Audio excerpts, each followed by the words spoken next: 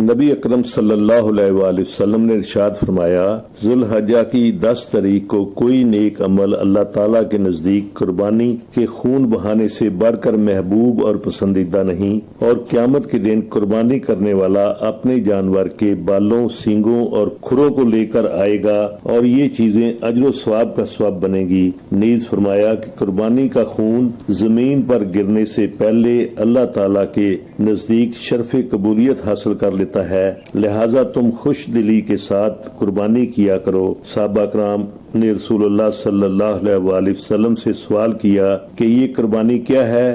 آپ صلی اللہ علیہ وآلہ وسلم نے فرمایا، تمہارے باپ حضرت ابراہیم علیہ السلام کی سنت ہے۔ صحابہ کرام نے رسول اللہ صلی اللہ علیہ وآلہ وسلم سے سوال کیا کہ ہمارے لیے اس میں کیا اجر و ثواب ہے؟ آپ صلی اللہ علیہ وآلہ وسلم نے فرمایا، ہر بال کے بدلے میں نیکی ملے گی۔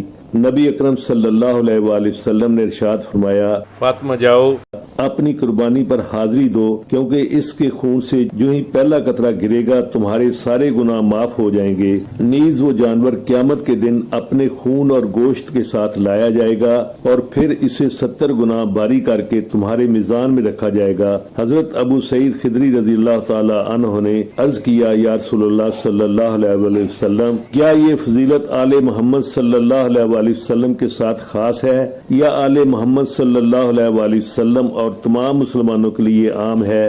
آپ صلی اللہ علیہ وآلہ وسلم نے ارشاد فرمایا، یہ فضیلت آل محمد کے لیے تو بطور خاص ہے اور تمام مسلمانوں کے لیے بھی عام ہے، یعنی ہر مسلمان کو بھی قربانی کرنے کے بعد یہ فضیلت حاصل ہوگی۔ ویڈیو کو لائک اور شیئر کر دیں اور چینل کو سبسکرائب بھی لازمی کر لیں۔ جزاک اللہ خیر۔